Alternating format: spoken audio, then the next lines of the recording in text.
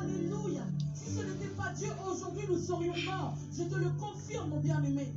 L'œuvre de la croix a fait que nous soyons un ciel pour moi. Oh, Jésus, Jésus, Jésus, Jésus, oh. Ta présence est le ciel pour moi.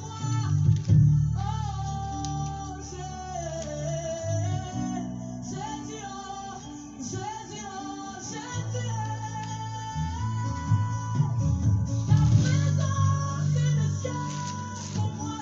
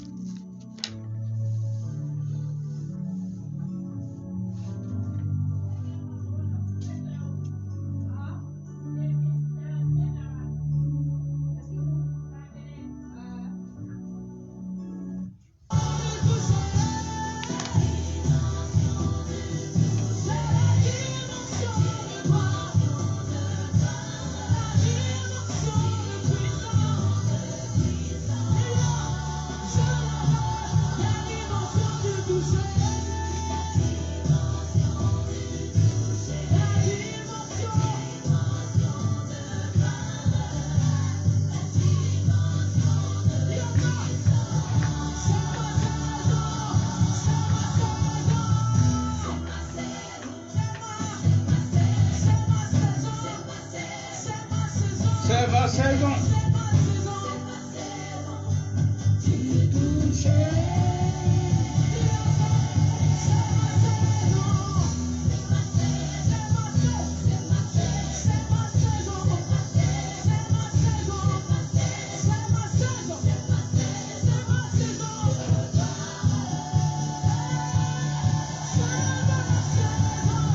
Tu es béni, Phébé. Sois salué. C'est ta saison.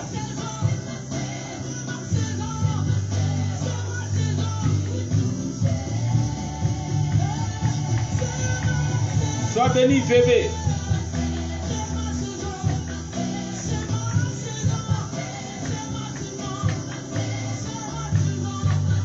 Sois béni, Phébé.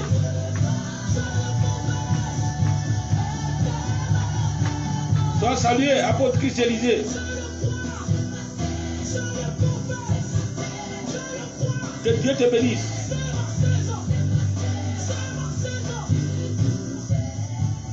Merci pour le soutien très fort. Que Dieu te bénisse. Tu es déjà positionné dans le cadre de notre conférence ce soir. Que Dieu te bénisse, homme de Dieu, pour ton soutien que tu es venu apporter à cette conférence. Sois salué encore et sois béni.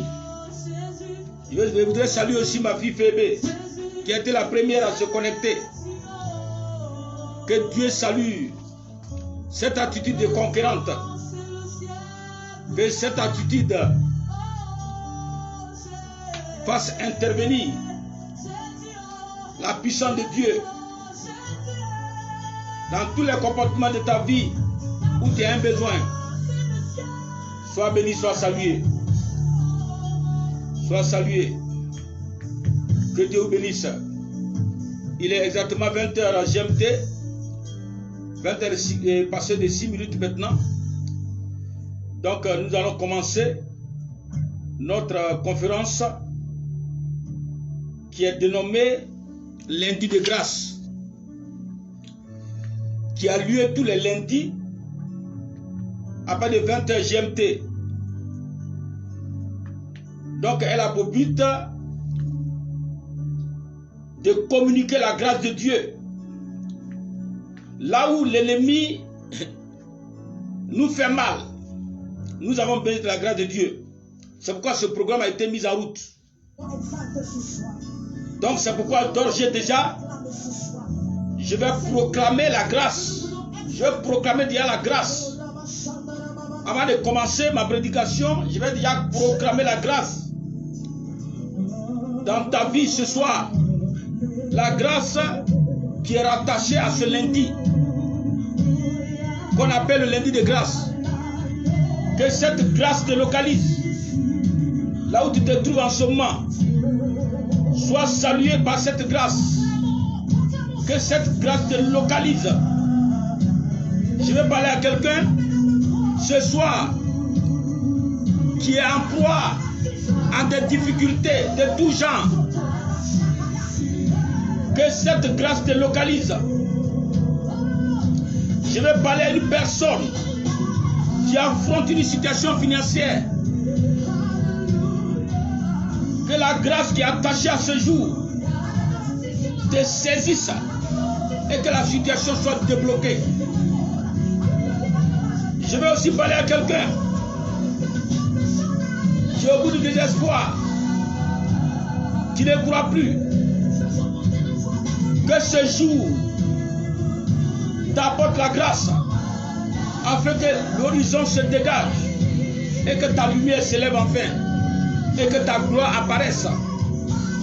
Je proclame ça sur ta vie ce soir. Que la grâce te localise déjà. Sois déjà localisé. Ma cocotte, tu es béni. Servant de Dieu, Karina Zaf, chante de l'Éternel. Sois saisi par la grâce qui s'attache à ce jour. Ma secrétaire particulière, Nathalie Esther, du côté de l'Europe, sois saisi par cette grâce. Sois salué, toute ta maison, tous tes enfants.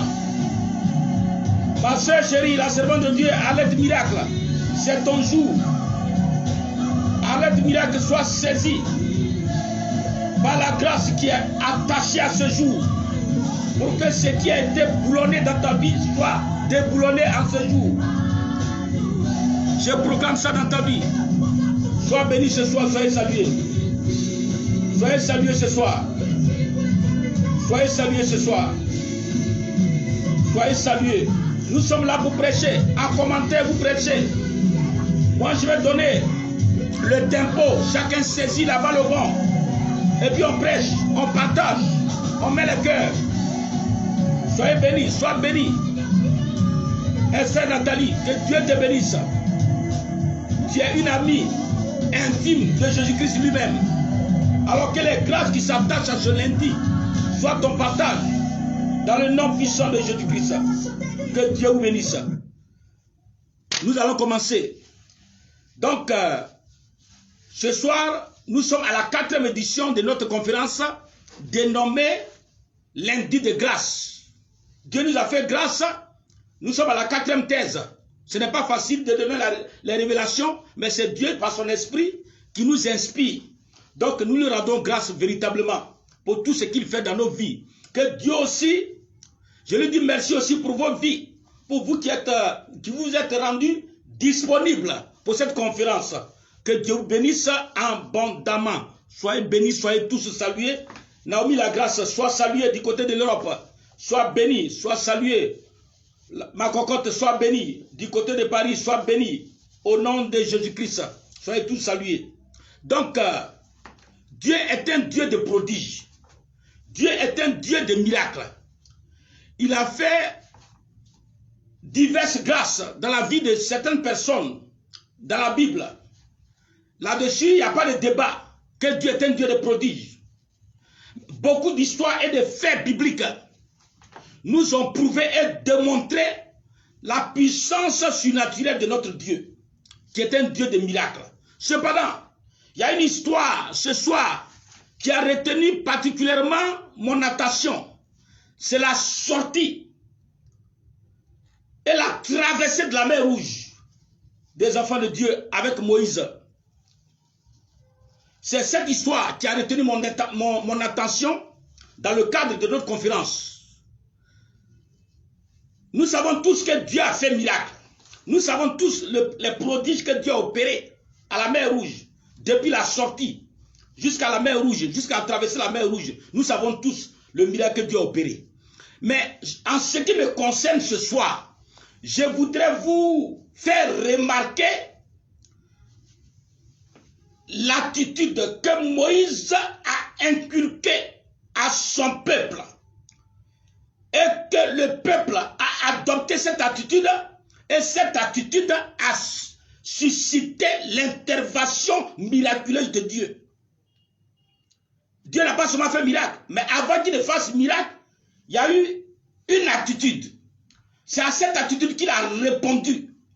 Et cette attitude, c'est ce que Moïse a coqué. C'est ce qu'il a imposé à son peuple. Pour dire que nous avons la prophétie. Mais je voudrais que vous comportiez comme ça. Et quand ils l'ont fait, la puissance de Dieu est intervenue. Et puis, il a opéré le miracle. Donc, c'est cette attitude qui va nous intéresser ce soir. C'est pourquoi le thème dit l'audace prophétique. Notez bien en commentaire. L'audace prophétique. Ils avaient la prophétie. Mais ce qu'ils n'avaient pas, ils n'avaient pas l'audace. Tu peux avoir la prophétie, mais est-ce que tu as son audace? C'est pourquoi ce soir le thème dit l'audace prophétique. Ta prophétie a besoin d'audace. Je vais parler à quelqu'un qui m'écoute. Dieu ne peut pas mentir. Il n'y a pas de fausse prophétie. Tout ce qu'ils ont déclaré sur ta vie est vrai. Dans les conférences, dans les veillées, dans les églises, tout ce qu'ils ont dit sur toi, c'est vrai. Tout ce qui concerne la parole qui sort de la bouche d'un homme, envers autrui, envers son prochain, est vrai. Après le moment où c'est déclenché, il y a une puissance qui accompagne. Donc la parole est vraie. Mais de sa prononciation à l'accomplissement, c'est là qu'il y a un processus que souvent nous n'arrivons pas à cerner. Donc ce soir, ce qui nous concerne, c'est l'audace prophétique. Ils ont eu la prophétie. Mais Moïse leur a coqué l'audace. Et c'est l'audace qui a fait intervenir Dieu. Et le miracle a été opéré. C'est pourquoi nous sommes réunis ce soir. Pour essayer de voir à notre niveau qu'est-ce qui s'est passé. Donc on va prendre nos Bibles. Exode chapitre 3, le verset 7 à 10. Vous notez déjà dans les commentaires. Pour que ça reste, parce que nous sommes à l'école du ministère. Notre délivrance est une école du ministère. Donc pour que ça reste dans les archives, pour que d'autres viennent pour s'instruire plus tard. Donc vous notez Exode chapitre 3, le verset 7 au verset 10. Je lis la parole de Dieu. L'Éternel dit, j'ai vu la souffrance de mon peuple qui est en Égypte et j'ai entendu les cris que lui font pousser ses oppresseurs, car je connais ses douleurs. Ok? Il dit, j'ai vu la souffrance de mon peuple. Ok. Verset 8. Je suis descendu pour le délivrer de la main des Égyptiens et pour le faire monter dans ce pays, dans un bon et vaste pays, dans un pays où coule le lait et le miel. Donc, Dieu dit qu'il a vu la souffrance. Dès qu'il a vu la souffrance, dès qu'il parle de prophétie. Je recommence. Dès qu'il a vu la souffrance, dès qu'il met en route une prophétie. Dès qu'il a vu la souffrance du peuple, il a mis en route la prophétie. C'est pourquoi le sous-thème dit, ta douleur, notez bien, sous-thème, ta douleur, ta prophétie, la foi, ton audace et ton miracle. Ça veut dire que quand tu es dans la souffrance, la prophétie sonne. Elle est pour toi, elle vient vers toi. Maintenant, toi, tu l'as saisie à ton niveau. Quand tu l'as saisie à ton niveau, elle crée la foi. Voilà, elle crée la foi. La prophétie vient, tu l'as saisie. Mais pour qu'elle crée la foi à ton niveau, il faut la saisir. Quand tu la saisis, alors elle crée la foi. Elle crée en toi ce qu'on appelle la foi. Ok. Mais à partir de la foi, ton audace. Et de ton audace viendra le miracle.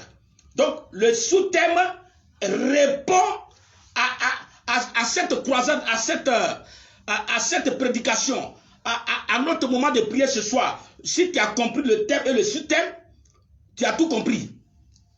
La douleur, la prophétie, la foi, ton audace et puis ton miracle. À ta douleur, Dieu envoie la prophétie. Dieu lui l'a fini. À toi de la saisir pour qu'elle crée en toi la foi. Ok. À ta foi maintenant doit produire des actes, des œuvres qu'on appelle l'audace. Les œuvres de la foi. Donc quand ta foi n'a pas d'audace, elle est morte. C'est pas moi qui le dis. Jacques 2, le verset 20. Jacques 2, le verset 20 dit: la foi sans les œuvres est une foi inutile. Marquez bien, Jacques 2, verset 20. La foi sans les œuvres est une foi inutile. Donc, il y a la prophétie, il y a la foi, mais il n'y a pas œuvre. Est-ce que la prophétie va s'accomplir? Non. Ce n'est pas moi qui le dis. Travaillons ensemble, regardez bien. La foi sans les œuvres est une foi inutile. Au verset 26, de même Jacques 2, il dit est une foi morte. Donc ta prophétie peut mourir parce qu'elle n'a pas d'œuvre. Il n'y a pas d'acte, il n'y a pas d'action. Tu prends la prophétie pour l'afficher sur ton front. On dit je vais faire tant, on dit je vais marier un grand homme, on dit je vais avoir un grand mariage, on dit je vais faire ceci, cela, on dit je vais faire ceci, cela. Tu l'affiches, mais où sont ses œuvres? La Bible dit, quand la prophétie à ton niveau n'accouche pas un certain caractère, elle meurt. Donc ta prophétie peut mourir, faute d'œuvre, faute d'action, que j'appelle ici l'audace. Donc c'est l'audace qui va déterminer ton miracle. C'est de ça qu'il s'agit. Donc, les gens, ils ont reçu la prophétie que Dieu veut les amener dans un pays où coule le lait et le miel. Donc ils sont contents, ils ont saisi la prophétie. Maintenant, la prophétie va se mettre en route. C'est de ça qu'il s'agit. Donc on va prendre Exode 14, pour la mise en route de la prophétie. Exode 14.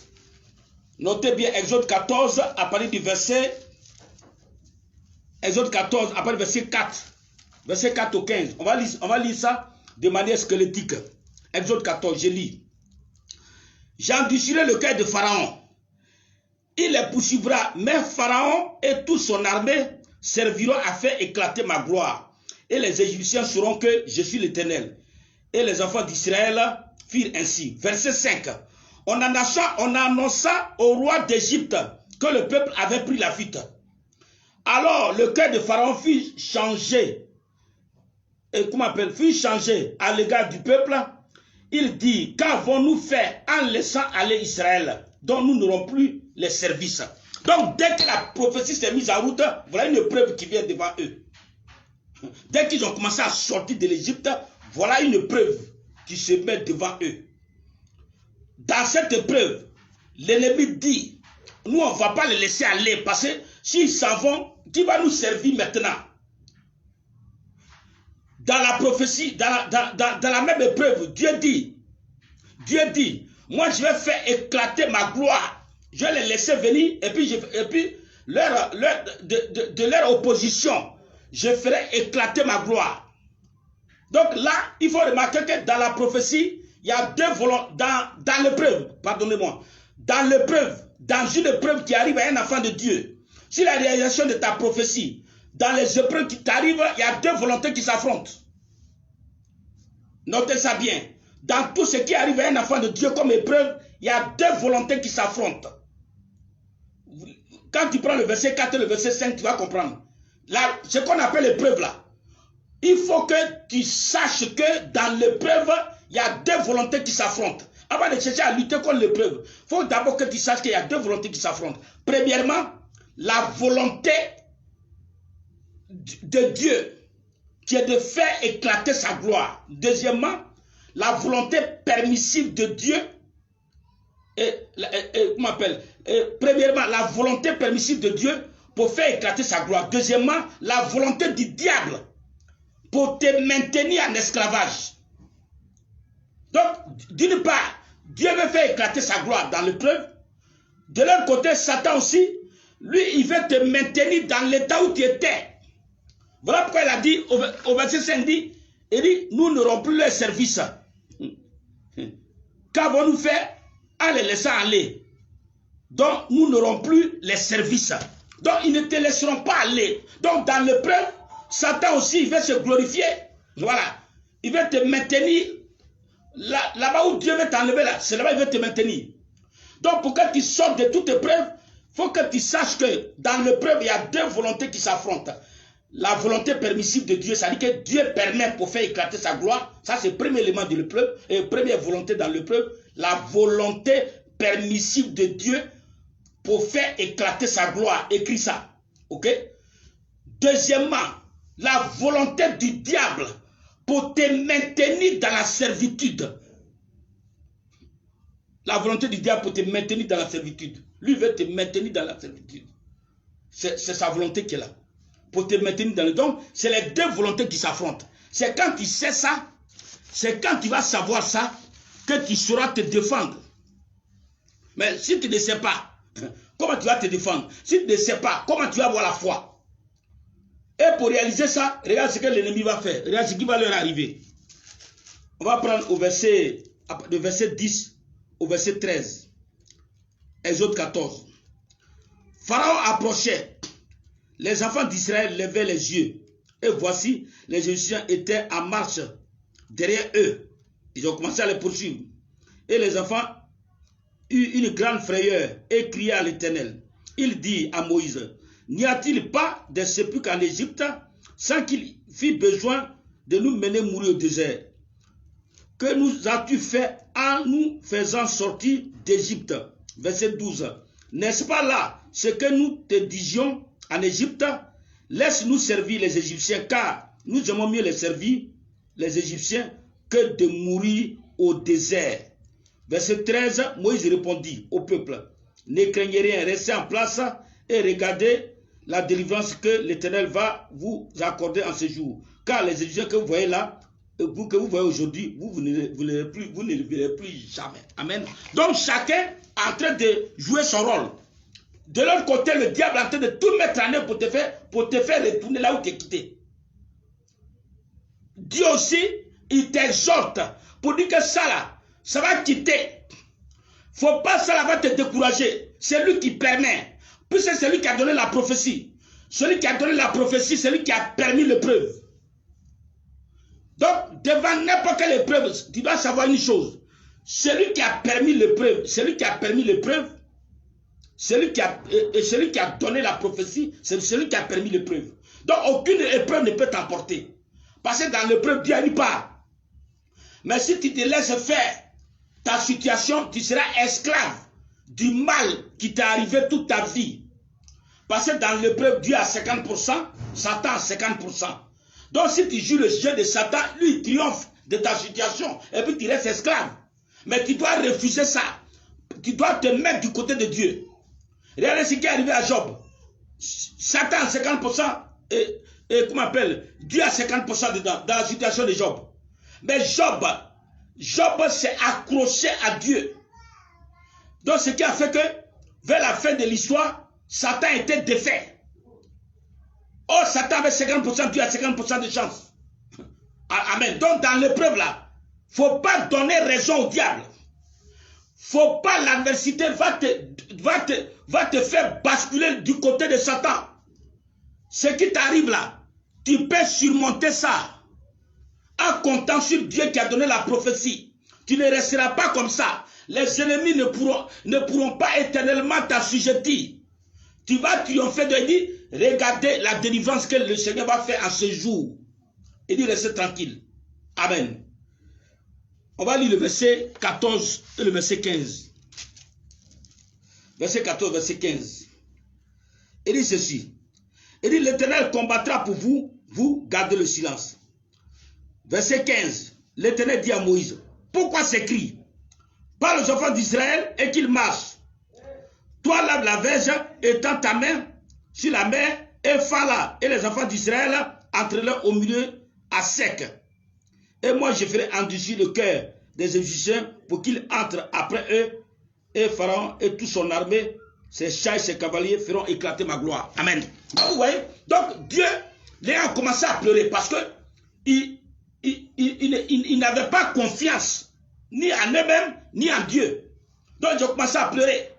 Ah mais Moïse, nous allons mourir. Moïse, c'est pas ce que tu nous as dit. Ils ont raison. Parce que quand Dieu donne la prophétie, il ne te dit pas que tu vas avoir les épreuves. C'est pas possible. Quand Dieu donne la prophétie, il ne te dit pas les épreuves. Quand la prophétie sonne, elle n'est pas accompagnée de preuves. Donc, les gens avaient tout à fait raison de se plaindre à Moïse que c'est pas ce que tu nous as dit. Nous voilà maintenant, nous allons mourir. Et puis Dieu se fâche pour dire, mais pourquoi ces pleurs, pourquoi ces cris? Des gens sont en train de mourir face à l'épreuve, et puis Dieu s'énerve. Dieu dit, pourquoi ces cris? Je veux dire à quelqu'un, la situation difficile que tu traverses, tes pleurs ne peuvent pas changer quelque chose à cela. Ce n'est pas une situation de pleurs. Les pleurs ne séduisent pas Dieu. Ce n'est pas possible. Les pleurs n'ont jamais séduit Dieu. Tes pleurs ne vont rien changer à la situation. Dieu te demande quelque chose. Et c'est ce que nous allons découvrir. Il dit à Moïse de leur dire, au lieu qu'il pleure, il faut leur dire de marcher. Et il dit au peuple qu'il marche. Mais ils n'ont qu'à marcher où? Dans l'eau, dans la mer, dans la marée, pendant qu'elle est haute. Ils n'ont qu'à marcher dedans. Souvent, on nous a prêché ce passage, mais on nous a donné l'impression que les gens se sont assis à la plage, et puis Dieu a opéré miracle d'abord, et puis ils sont passés. Non! Ça, c'est aux enfants de l'école du dimanche, on peut dire ça. Dieu, dans toute sa rigueur prophétique, qui a commencé la prophétie depuis la servitude, il n'est pas capable, je ne sais pas ce qu'il a fait. Il leur a dit d'avancer dans l'eau. Et à partir de cette audace, de ce comportement, à partir des œuvres de leur foi, et puis il a mis la mer à sec. C'est quand il a vu leurs pieds dans l'eau, c'est quand ils ont attaqué la situation, que Dieu a mis la mer à sec. La mer qui se dresse devant toi, tant que tu n'as pas mis pied dedans, tant que tu n'as pas affronté pour la vaincre, Dieu ne descendra pas pour la mettre à sec. Faut dire, non, j'attends Dieu, Dieu va faire d'abord. Non, Dieu est déjà avec toi. Tu as la prophétie, c'est ton audace qui va faire intervenir Dieu. Quand ils ont eu l'audace de mettre les pieds dans l'eau, alors le prophétique s'est mis en marche. Le prophétique a besoin d'audace. Le prophétique a besoin d'audace. Là, il y en a, tout le monde a la foi, hein, mais tout le monde n'a pas l'audace. Je recommence. Tout le monde a la foi, tout le monde n'a pas l'audace. Parce que quand on te donne ta prophétie, tu crois, donc tu as la foi. Donc, ce n'est pas une question de foi. Je vous dis ça aujourd'hui. La vie n'est pas une question de foi.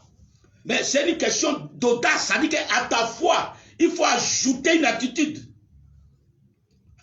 Ce n'est pas une question de foi, c'est une question d'audace. Qui n'a pas foi? N'importe qui a foi. Tout le monde a foi. Mais tout le monde n'a pas l'audace. Et certainement, cette nuit-là, à la plage, là où j'étais arrivé au bord de la mer, là, il y en a qui ont péri là. Il y en a qui sont morts là. Pourquoi? Parce qu'ils n'ont pas eu l'audace. Ils n'ont pas eu l'audace d'affronter la mer. Donc, ceux qui se sont assis à la plage, imaginez, les ennemis qui sont derrière les intruveurs, qu'est-ce qu'ils ont fait d'eux? Ils ont fait quoi d'eux? Répondez en commentaire. Je recommence. Il y en a, eux, leur foi leur a fait croire qu'ils doivent s'asseoir à la plage et puis attendre que Dieu balaye le coin d'abord. Ça, c'est un groupe. Et puis l'autre groupe, ils ont saisi le coaching de Moïse. Moïse qui a dit, marchez dans l'eau. Ils ont saisi la parole de Moïse. Par contre, les autres ont adopté une attitude attentiste. Donc, il y a la foi attentiste. Et puis, il y a la foi agissante.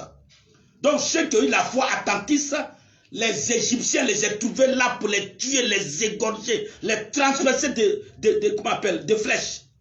C'est comme ça. Quand tu es poursuivi sur le chemin de ta destinée, il ne faut pas le preuve va te faire retourner. Sinon, sur le chemin de retour, tes ennemis ne vont plus te faire cadeau. Tes ennemis ne te feront plus cadeau. Tes ennemis ne vont pas te faire cadeau. Donc, il y a la foi attentiste et puis il y a la foi agissante. Donc, l'audace que je vous prêche, c'est la foi agissante. La foi qui agit. Tout le monde a foi, hein? Mais est-ce que à ta foi, il y a l'audace? Est-ce que à ta foi, tu peux ajouter l'audace? Il y en a qui sont attentifs. Non, mon Dieu est trop grand, celui qui va faire. Moi ça ne m'intéresse pas. Et puis, il reste comme ça. Et puis, il reste comme ça toute leur vie. Leur Dieu va faire. Leur Dieu va faire. Leur Dieu va faire. Dieu a besoin de toi, je t'informe aujourd'hui. Dieu a besoin que tu fasses quelque chose. Tu vas te mettre dedans. Dieu veut que tu fasses une petite folie. Il veut que tu fasses une petite folie. Prends l'engagement de faire une petite folie pour quitter la situation que tu es. C'est là que tu vas voir. Tu vas voir Dieu. C'est là que tu vas voir Dieu. Prends l'engagement de faire une petite folie. Tu verras la gloire de ton Dieu. C'est ce que les gens ont fait. Ils ne sont pas restés attentistes. Ils ont attaqué l'eau. Oh, la marée était trop haute. Mais leur Dieu est intervenu de façon miraculeuse. Parce que s'il n'intervient pas, ils vont mourir dans l'eau. Avant même que les Égyptiens ne viennent, ils étaient déjà morts. Donc Dieu était obligé d'intervenir. Donc il faut, quand il y a une prophétie sur ta vie, il faut amener Dieu dans cette dimension. Il faut conduire Dieu dans cette dimension. Parce que Dieu est il est géant plus que tous les géants. La nuit, la marée était haute. Les vagues dépassaient des kilomètres. Mais ces vagues-là ne pouvaient pas atteindre la grandeur de Yahweh, l'Éternel des armées. Mais si tu te mesures aux vagues, tu seras écrasé. Mais il faut mesurer la grandeur de ces vagues à la grandeur de l'Éternel des armées.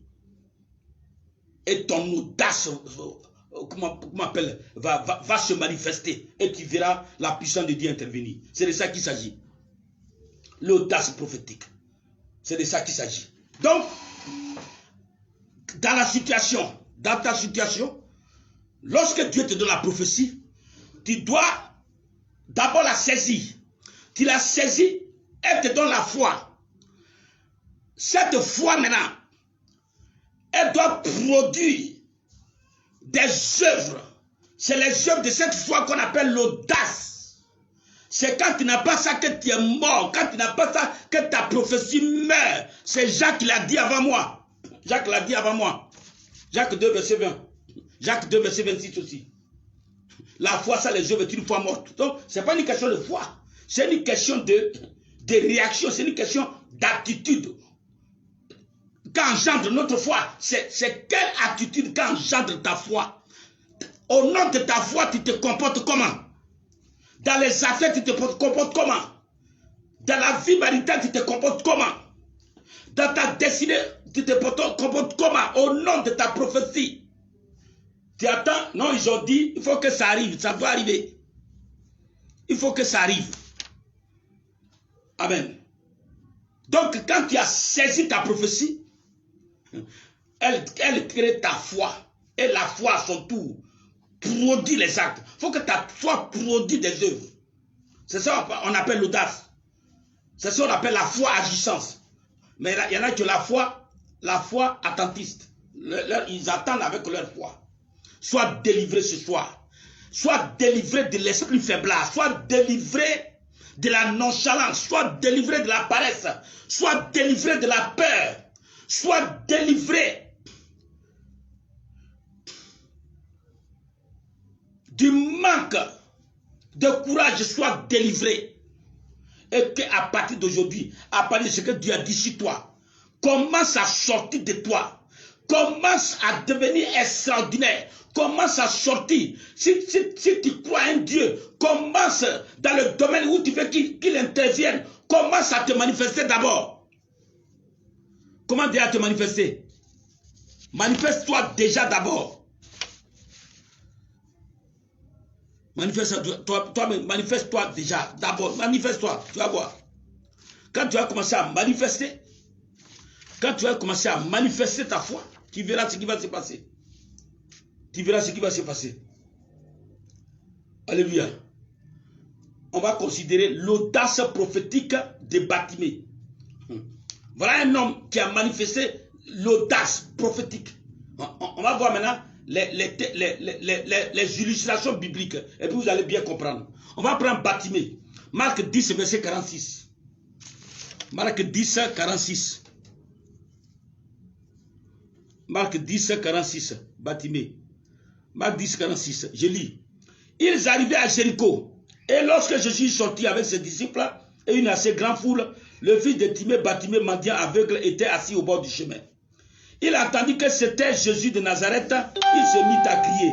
Fils de David, Jésus, aie pitié de moi. Verset 48. Plusieurs le reprenaient pour le faire taire, mais il criait beaucoup plus fort. Fils de David, Jésus, aie pitié de moi. Jésus s'arrêta et dit, appelez-le. Il appelait l'aveugle en lui disant, prends courage, lève-toi, il t'appelle. Amen. Donc, dans la suite de l'histoire, ce type a été guéri miraculeusement. Ok, ce n'est pas la fin qui nous intéresse. Ce qui nous intéresse, c'est ce qu'il a mené à là. Voilà quelqu'un qu'on empêche. Voilà quelqu'un, même, on dit, il est mendiant aveugle assis le bord du chemin. Ça dit, c'est là qu'il est. C'est sa zone d'habitude qui est là. Et puis, il entend que Jésus vient. Jésus qui donne la vie, Jésus qui donne la guérison vient. Mais quand il a entendu, il n'a pas dit, bon, je reste là. Puisque Jésus, c'est un Dieu de pitié, un Dieu de miséricorde. Forcément, il viendra voir où se trouvent tous les mendiants du village, tous les aveugles, puis il va les guérir. Mais lui-même, quand il a entendu que c'est Jésus, il est sorti de lui-même. Il dit, non, il faut que moi je parte. Tu as entendu quoi? Vous n'avez pas l'audace parce que vous n'avez pas entendu. Vous n'avez pas, ça dépend de votre entendement. Et c'est là. On dit, lui, il a entendu que c'est Jésus de Nazareth.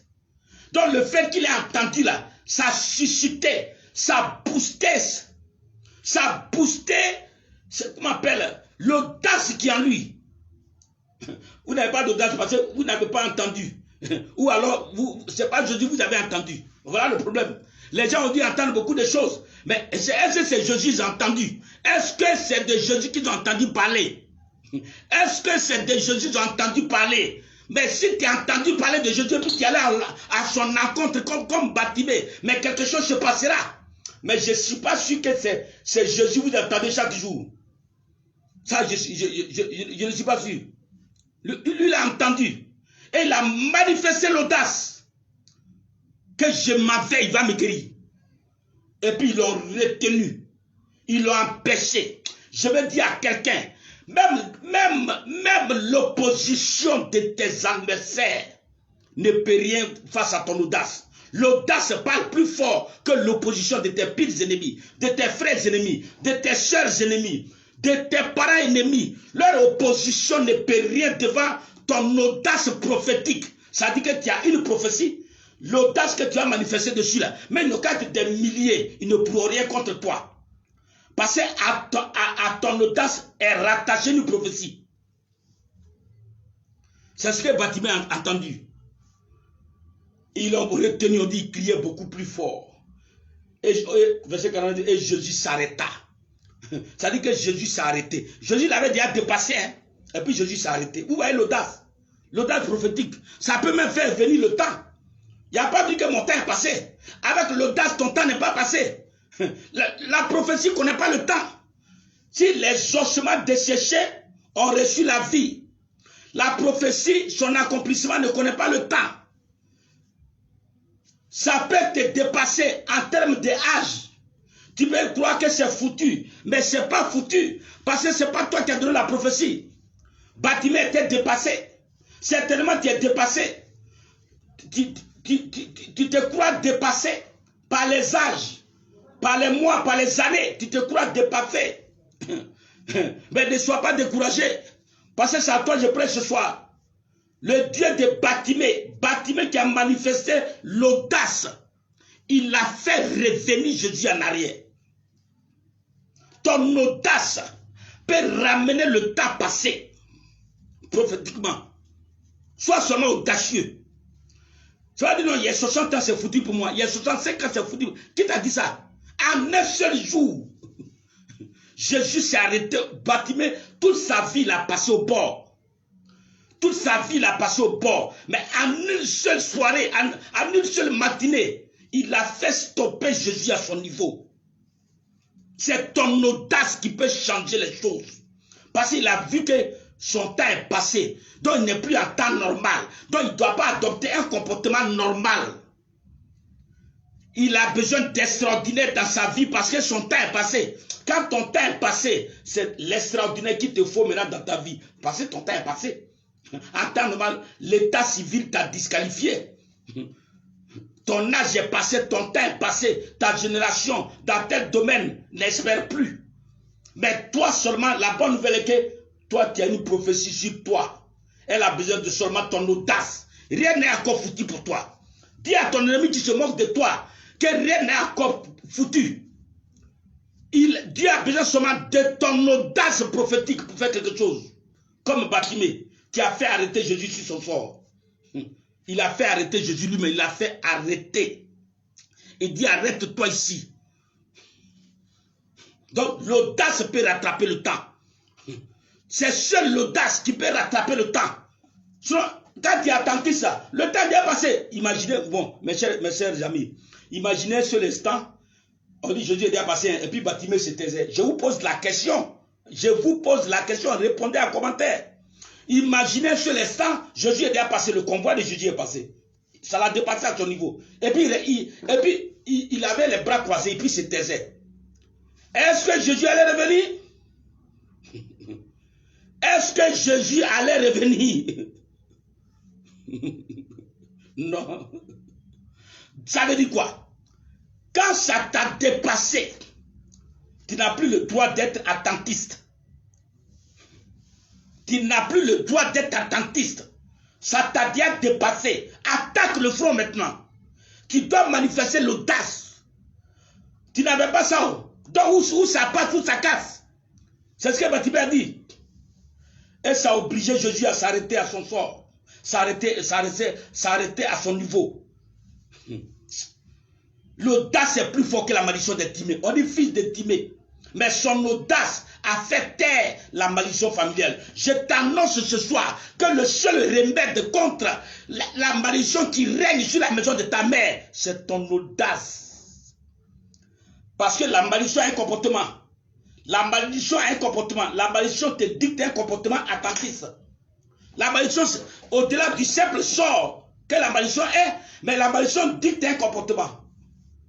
Ça dit que tu es paresseux pour faire les choses. Tu ne peux pas entreprendre. Non, chez nous on dit on est pauvre. Non, chez nous on dit on ne peut pas se marier. Non, chez nous on dit on ne peut pas faire ça. Donc, la malédiction te dicte un comportement conséquent pour que tu restes comme ça.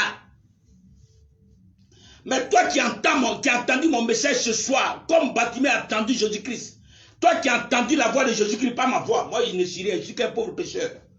Toi qui as entendu la voix de Jésus au travers de ma faible personne ce soir, il faut sortir de toi-même. Il faut attaquer le terrain. Il faut attaquer la destinée. Tu vas voir ton Dieu qui a collé une prophétie là. Tu vas voir ce jour-là, la réalisation de la prophétie. Commence déjà à faire quelque chose quelque part. C'est de ça qu'il s'agit.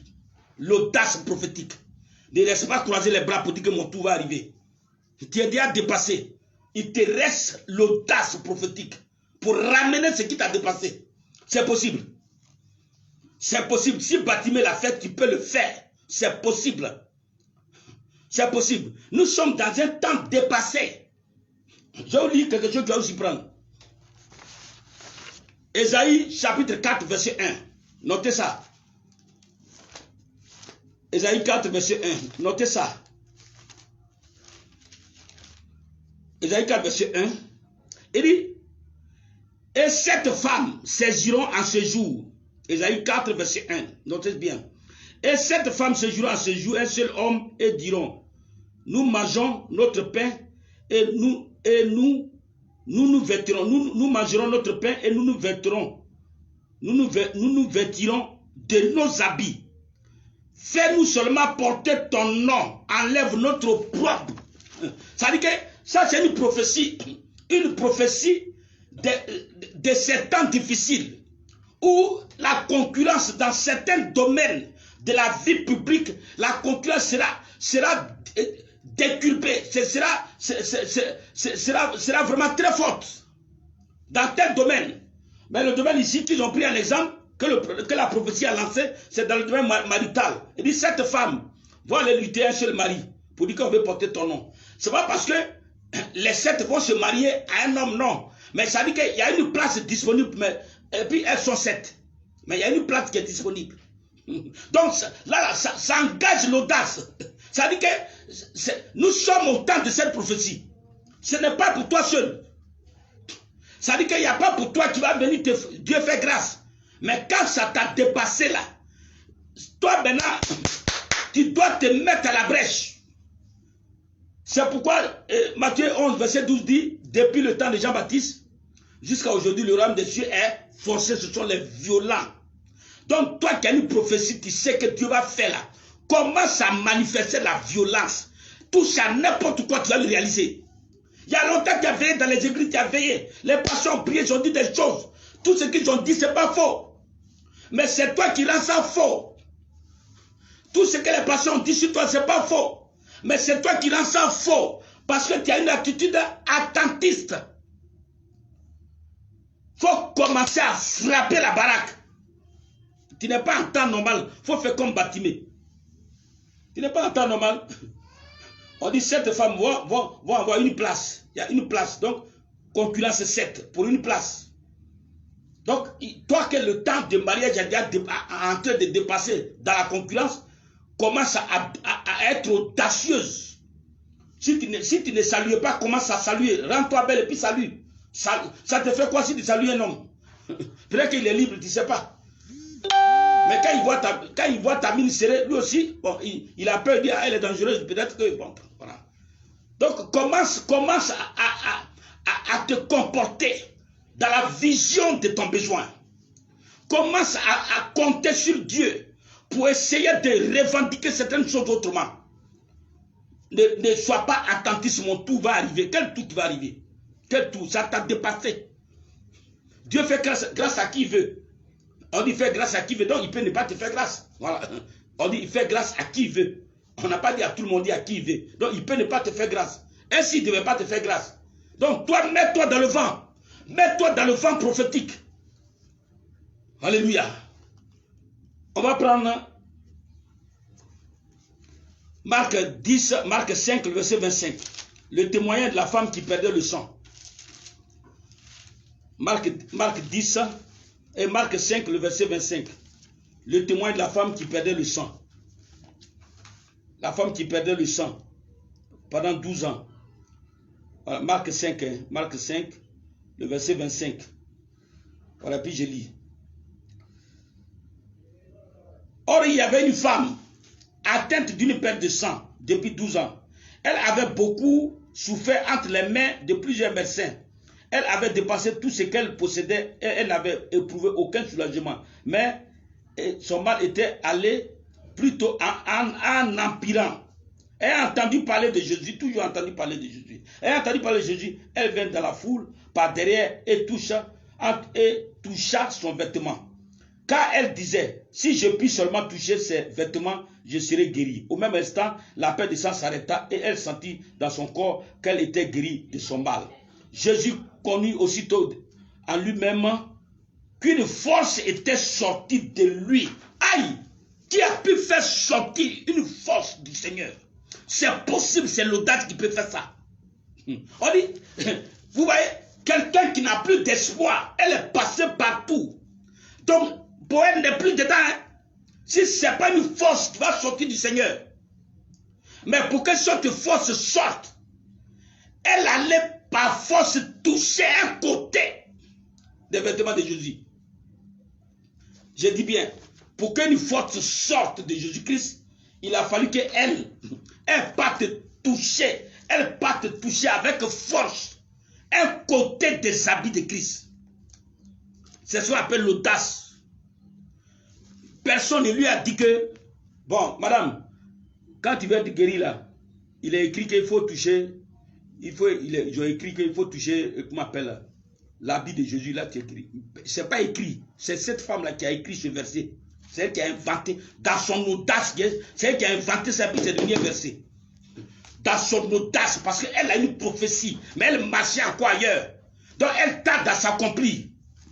Mais qu'elle a entendu que c'est lui-là qui donne la guérison, elle dit, moi je vais toucher un côté de son vêtement. Parce qu'elle a entendu. Et c'est ce que je disais. Notre problème, c'est que, votre problème, c'est que vous n'avez pas encore entendu. Ou alors vous savez, vous faites semblant d'attendre. Vous n'avez pas encore entendu. Le problème, c'est que c'est celui qui entend qui reçoit la délivrance. Donc, si on ne l'a pas reçu, c'est qu'on n'a pas entendu. C'est ça, c'est clair. C'est clair. On dit qu'elle a entendu. Quand elle a entendu que c'était Jésus, elle dit, je dois toucher un côté de ses vêtements. Mais c'est toi, dans ce qui te fatigue, est-ce que tu as essayé de toucher un côté des vêtements de Christ? Parce que vous prenez ça en récitation, hein? On vous connaît. Vous prenez ça en récitation, en priant. Non, Seigneur, cette femme qui a touché le pain, donc je touche. Seigneur, je touche ton habit, je touche ton habit, je touche ton habit, je touche ton habit, je touche ton habit. Ah! Puis tu te mets dans cette foi illusoire. Qui a dit que c'est une vie de l'esprit? C'est les œuvres audacieuses que tu dois poser envers le Seigneur, qu'on appelle toucher ses vêtements. Toucher ses vêtements. Donc si on doit contemporaniser cette révélation, ça dit que si on doit la mettre à notre niveau, voilà, ça c'est un terme théologique qui est utilisé, si on doit la mettre à notre niveau, ça veut dire que les vêtements de Jésus, ça dit quoi? Ça dit que c'est son œuvre, ses vêtements. Quand toi qui es fatigué là, c'est plus imposition des mains, mais c'est un côté de Jésus que tu dois toucher. Bon, l'œuvre de Jésus-Christ qui est là, sa volonté c'est quoi? C'est de gagner des âmes. Sa volonté c'est quoi ça? C'est pour, comment on appelle, détourner, c'est pour sauver les âmes qui sont perdues. Ok. Donc moi, il n'a pas dit que un pasteur va te dire fais tant. Moi, à mon niveau, voilà ce que je vais faire. Toute ma vie, comme on m'a privé de telle chose, je suis fatigué. On dit qu'elle a dépassé son agent sur les médecins. Donc désormais, maintenant là, je touche un côté de Jésus-Christ. Là où mes offrandes ne m'ont pas béni, maintenant je touche un côté. Je peux dire, bon, Dieu peut m'orienter quelqu'un, bon, on dit, bon, ceux-là, ils font croisade, ok. Je peux payer mes Bibles et puis ils dédicacent, et dire, tenez. Tous ceux qui vont accepter la parole, donnez-leur. S'ils ne doivent pas construire une maison, il ne faut pas y construire une maison. Moi, je paye mes Bibles. Chaque 3 mois, chaque 6 mois, distribuez-les. Et puis je les dédicace. Je les dédicace. Quiconque reçoit soit sauvé. Tu ne les dédicaces pas pour dire que le Seigneur ait pitié de moi. Non. Seigneur, sauve par ta parole ceux qui vont recevoir cette Bible de ma main. Pendant qu'il sait que tu as un problème.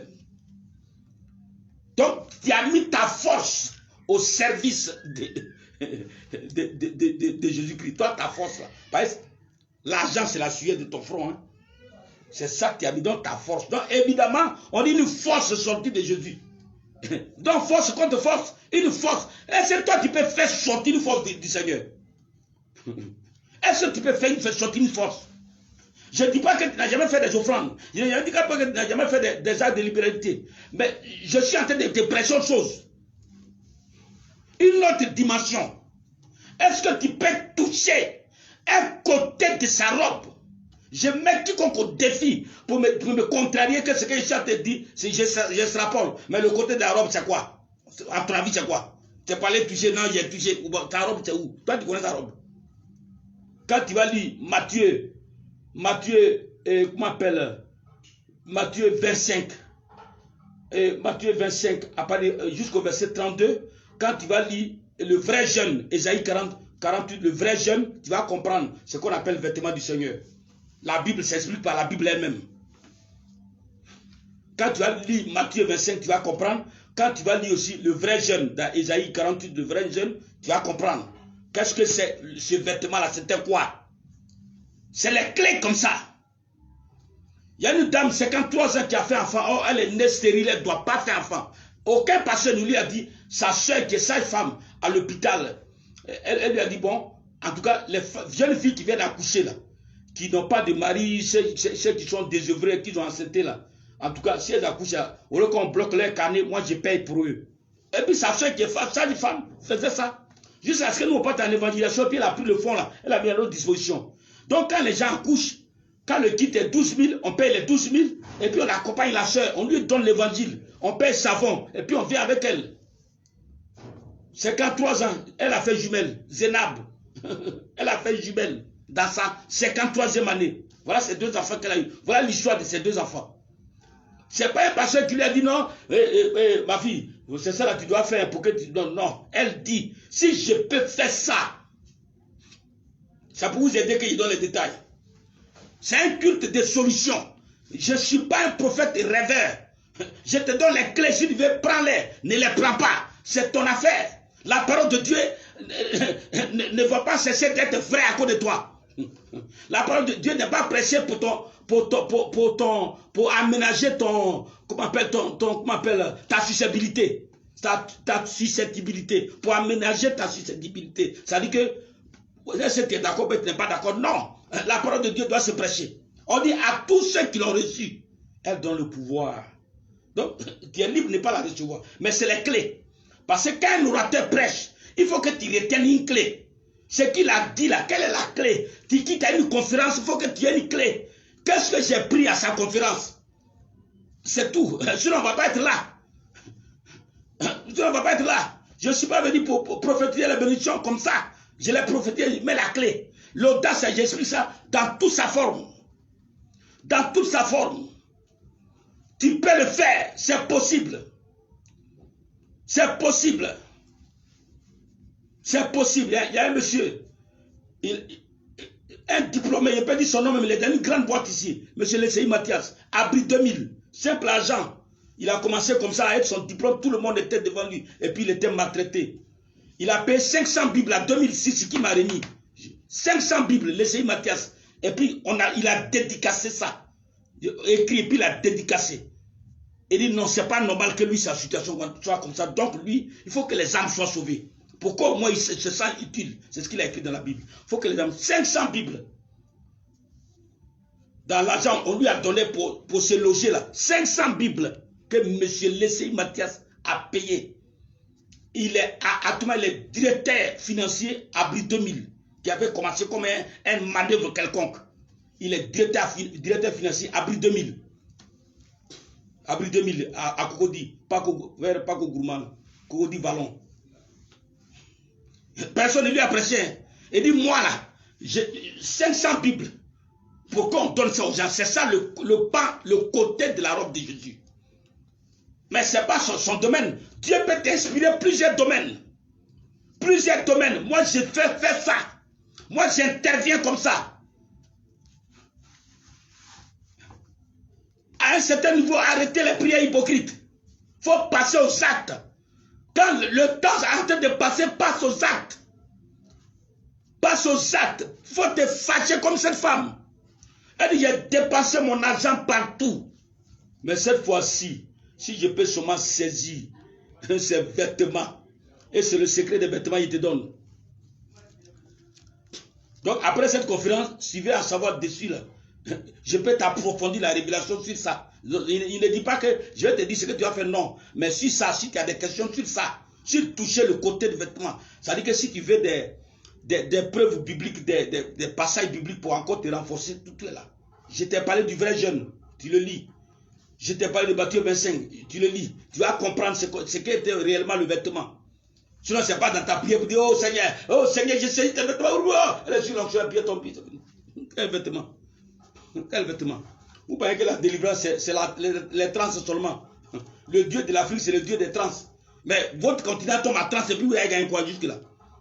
Vous qui tombez à trans, votre continent tombe à trans, c'est le continent le plus misérable. Ceux qui ne tombent pas en trans, qui ont saisi la parole de Dieu, qui la mettent en pratique là, et ils sont élevés. Et ils sont élevés. Et ils réussissent, et ils percent, et ils fabriquent. Parce qu'ils prennent la parole de Dieu. La parole de Dieu dit pour prospérer là, il faut multiplier. Donc ce qu'il fait, il sait faire là, il s'en va multiplier. Selon Genèse 1, verset 28. Pendant que toi tu es arrêté pour tomber en transe, taper des prières, tu seras prospère. Cette année tu seras prospère, tu seras prospère, tu seras prospère, tu seras prospère, tu seras prospère, jusqu'à 15 heures. Au lieu d'aller multiplier quelque chose, il faut aller multiplier. La loi de la prospérité, c'est la loi de la multiplication. Ce que tu as une fois, il faut l'avoir 2, 3 fois. Tu es prospère. Il n'y a pas besoin de prier dedans. Donc, je ne dis pas que quand Dieu te visite, tu ne peux pas voir. Non, mais l'onction ne doit pas s'arrêter à la simple agitation. L'onction doit aller au-delà. C'est-à-dire l'entendement, la connaissance, et puis la mise en pratique. Et puis la mise en pratique. C'est pas foutu de toi. Mets-toi belle. Fais-toi un carnet d'adresse. Fais-toi des relations. Commence à toucher des gens. Commence à connaître les gens de ton quartier. Commence à t'ouvrir à d'autres personnes. Il y a y a quelqu'un qui te cherche. C'est que toi, tu dis que ça, tu n'as pas là. Il y a quelqu'un qui a besoin de ça. Commence à t'ouvrir à d'autres personnes. L'onction, ce n'est pas seulement les trans. C'est la connaissance. Et puis être pragmatique, être concret. Qu'est-ce que tu veux? C'est possible. Qu'est-ce que tu veux? C'est possible. Tu peux l'obtenir. C'est de ça qu'il s'agit. C'est de ça qu'il s'agit. Donc cette femme-là, elle dit, si je peux toucher le pan de sa robe, le bord de ses vêtements, ayant touché ses bords de vêtements, une force est sortie. Tu as besoin d'une force. Tu as besoin d'une force. Mais pour que cette force-là, il faut que tu manifestes de l'audace en mettant une force au service de Dieu. Tu as besoin de faire sortir une force de Christ. La situation où tu te trouves là, qui ne t'arrange pas là, ça il faut faire sortir une force. Il y en a qui l'ont fait, si la pauvre femme là l'a fait. Toi, tu peux le faire? Tu peux le faire? Au-delà des veillées de prière, au-delà des jeûnes de prière, il faut passer à l'action. Tu vas là-bas pour avoir l'onction. Tu vas là-bas pour avoir l'esprit. Maintenant, l'esprit là doit te donner la force de manifester l'audace prophétique. Et tu verras les choses changer. Que Dieu vous bénisse. Donc ce soir, c'est cette audace que Dieu m'a mis à cœur de prêcher. L'audace prophétique. Ça veut dire que ta prophétie a besoin d'audace. Parce que la prophétie est venue te trouver dans des situations précaires. Et puis tu l'as saisie. Dès que tu as saisi la prophétie, elle t'a donné la foi. Mais la foi, tu ne peux pas prendre ça comme un habit. Il faut qu'elle ait des œuvres. Tu fais quoi? Manifeste-la. Tu peux être chef d'entreprise là où tu es là. Avec rien, tu peux faire. Tu peux essayer quelque chose. Tu peux tenter quelque chose, ça va prendre. Tu peux tenter quelque chose, c'est possible. Au lieu de rester dans la transe seulement. L'onction, ce n'est pas la transe. La transe, c'est la disposition de l'esprit. Maintenant, la parole que tu reçois te donne l'approbation, ça te donne l'autorité de faire quelque chose. C'est ça qu'on appelle l'onction. Amen, c'est ça. Donc, vous devez saisir cette révélation et la joindre à votre prophétie. Une prophétie sans audace, c'est une prophétie morte. C'est pas moi qui l'ai dit, c'est Jacques. Jacques dit la foi sans les œuvres est une foi morte. Celui qui a la foi, là, il croit en sa prophétie, mais il n'y a pas œuvre. Donc la prophétie n'est rien, la foi n'est rien. Je recommence. La prophétie n'est rien, la foi n'est rien. Sans l'audace. La prophétie n'est rien, la foi n'est rien. Sans l'audace. C'est ceux qui ont l'audace qui réalisent leurs prophéties. Et puis c'est eux que Dieu approuve. Parce que eux, au moins, Dieu est pressé pour accomplir quelque chose dans leur vie. Dieu aime les situations géantes. Vous avez entendu parler de David contre Goliath. Ça, c'est l'audace prophétique. Il est perdu, le petit David a frappé le géant Goliath. Ça, c'est l'audace prophétique qu'il a manifesté. Mais vous, les Africains, votre option, c'est la transe. Ah, c'est vous qui tombez à transe chaque jour. Et puis, vous n'apprenez rien. Des rudiments, des clés, des principes pour dominer ce monde. Des principes pour gouverner ce monde. Des principes pour avoir l'autorité, des principes pour prospérer.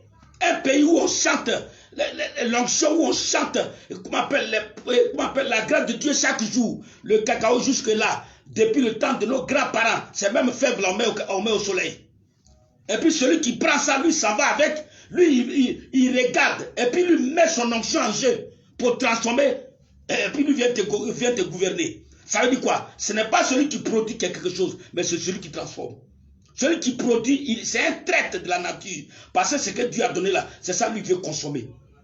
Mais tu dois transformer, Dieu a créé les choses pour qu'elles se multiplient. C'est comme ça que Dieu a fait les choses. Donc l'audace doit être dans notre ADN pour que la prophétie se manifeste.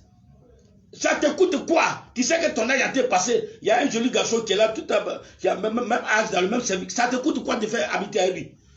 Peut-être que ton amitié même va faire que Dieu va produire en lui, comment on appelle, la miséricorde, et puis il va tomber amoureux de toi. Ouais, dit non, c'est lui, non. C'est lui qui va venir me breaker, c'est moi ici la femme. Mais ton temps est passé. Quand ton temps est passé, tu n'es plus en temps normal. Il faut poser les actes qui sont contraires faut poser les actes extraordinaires pour que l'extraordinaire vienne vers toi. Tu n'es plus en temps normal. Ceux qui sont en temps normal peuvent se comporter en temps normal. Tu as besoin de l'audace prophétique. À ta prophétie, ajoute l'audace. Va pleurer. Non, chez nous, on ne se marie pas. Oh. Non, chez nous, on est pauvre. Chez nous, on est pauvre. Puis on te donne 50 000, 100 000, 200 000 et puis tu bouffes. Chez nous, on est pauvre. Chez nous, on dit qu'il y a un esprit de pauvreté. Oh. Chez nous, là, on dit que personne ne va prospérer. Oh. Et puis on te donne l'argent, tu manges seulement. Tu manges la production. Tu manges au lieu de produire. Est-ce que tu as produit et puis ça n'a pas produit? Amen. Donc, soyez bénis ce soir. Soyez bénis cette nuit. Manifestez l'audace. Ce n'est pas autre chose qui est venu pour vous prêcher. Vous avez déjà vos prophéties sur vous. Mais ce qu'il manque à votre prophétie, c'est l'audace que j'ai prêché ce soir. L'audace prophétique qui ne doit pas manquer à ta prophétie. Pour que ta prophétie fasse des merveilles, il lui faut l'audace. Il y a 4 bonhommes, c'est là que j'ai fini dans la Bible, 4 bonhommes. Tu as eu faim. Tu as été chassé du camp. C'était des lépreux. Par les Juifs, je ne mets pas ça, mais les lépreux, ils ont mis à camp. On met dans un camp à part. On les met hors du camp. Israël était en guerre, les Philistins. Et puis, les 4 lépreux, on les chasse du camp. Ils ont faim, ils ne savent pas où ils vont aller. Les 4 lépreux disent, ils se disent, entre eux disent, on a faim. Si on retourne chez nos frères, ils vont nous tuer. Si on va chez les Philistins aussi, ils vont nous tuer. Mais là-bas, au moins, il y a la nourriture. S'ils ne nous ont pas tués, ils vont nous donner à manger. Donc, allons chez les Philistins. Allons dans le camp des Philistins. Regardez leur audace. Oh, les Philistins sont en guerre contre Israël. Mais quand ils ont pris la résolution d'aller vers le camp des Philistins, on dit le bruit de leur pas a résonné comme des chars à combat dans le camp des Philistins. Et puis le camp des Philistins, il y a eu la débandante. Ils sont abandonnés, nourriture, vivre, argent, tout. Ils ont fui. On dit, oh, l'Éternel des armées est venu faire des produits pour nous exterminer. Le chef de l'armée céleste est venu au secours de ce peuple. Ils vont nous exterminer. Et puis ils ont fui leur camp, laissant nourriture, tout. Vos 4 lépreux. Simplement, ils ont manifesté l'audace prophétique. Dieu s'est mis dedans. Et puis ils ont mis fin à la fin. Non seulement eux-mêmes leur fin, mais la fin de leurs contemporains, c'est-à-dire de leurs parents, qui les avaient chassés. Ton audace est plus fort que le rejet. Ne te sens plus rejeté. Non, on ne m'aime pas dans ma famille. Mais mes amis ne m'aiment pas. Non, arrête ça. Il te faut l'audace. Tu sais faire quelque chose. Mets-toi. Mets-toi sur le sol. Mets-toi quelque part. Ce que tu sais faire là. Comment ça fait produire ça? Comment? Il y a des gens qui ont envie d'écouter ça. Il y a des gens qui ont envie de te voir. Non, on dit, faut pas, on dit, nous, on ne va pas réussir. Qui est on dit? Qui classe les réussis? Ceux qui vont réussir, ceux qui ne vont pas réussir, qui les classe? C'est toi-même qui t'es disqualifié. Donc, soyez bénis ce soir. Merci pour cette conférence. Nous sommes à la fin de cette conférence. Donc, je disais que à ta prophétie, il faut l'audace. Parce que quand tu reçois, quand Dieu donne la prophétie, tu dois la saisir. Tu dois saisir la prophétie. Quand tu la saisis, elle crée ta foi. Mais ne te limite plus à ta foi. Ta foi doit produire les œuvres de ta vision prophétique. Je recommence. Ta foi doit produire les œuvres de ta vision prophétique dans tel ou tel domaine. Ils ont dit que moi je vais être chef d'entreprise. Mais tu n'as même pas deux coins de vente de beignets, d'abord. Et puis tu penses déjà au gros camion, au tant comme ça. Non, il faut que j'ai des camions congelés, tant. Mais tu n'as même pas encore même 2 poêles de galettes. Amen. Donc c'est de ça qu'il s'agit. Dès que la prophétie est mise en route, saisis-la. Quand tu la saisis, elle te donne la foi. Ta foi doit te forger une attitude qu'on appelle l'audace. Et que c'est dans cette audace, maintenant Dieu vient au secours et puis tu ouvres les portes. C'est ce que nous devons retenir ce soir. Que Dieu vous bénisse. Je prie que ce que tu as retenu quelque part, c'est pourquoi vous devez partager. Et puis partager non seulement dans votre journal, mais dans les autres groupes, partager plusieurs fois. Parce que ça doit rester comme une thèse. Tu peux chercher là-bas pour prêcher, chercher là-bas pour exhorter. Notre objectif, c'est ça. Parce que c'est ça qu'on veut entendre, ça dit la parole, pas moi. Celui qui dit que non, Non, je vais sur son direct, c'est parce qu'on dit la l'onction pour me guérir. Non, moi non, je ne guéris pas. Je vais rien changer à ta situation. Mais je peux te conduire. Le don que Dieu m'a donné, c'est d'enlever les clés à ta disposition. C'est les clés de Dieu, pas moi. Donc ma vie ne dépend pas de ma force. Ta vie ne dépend pas de ma force ou de ma faiblesse spirituelle. Je recommence.